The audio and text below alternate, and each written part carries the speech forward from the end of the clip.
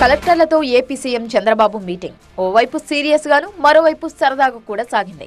సుదీర్ఘంగా సాగిన సదస్సు మొదటి నుంచి చివరి దాకా ఆసక్తికర పరిణామాలతో సాగింది. 1995 సిబిఎన్ చూస్తారని కొన్నాళ్లుగా అంటున్నాను, కానీ నేనింకా స్పీడ్ పెంచలేదు అంటూ ఐఏఎస్లతో సరదాగా సంభాషించారు చంద్రబాబు.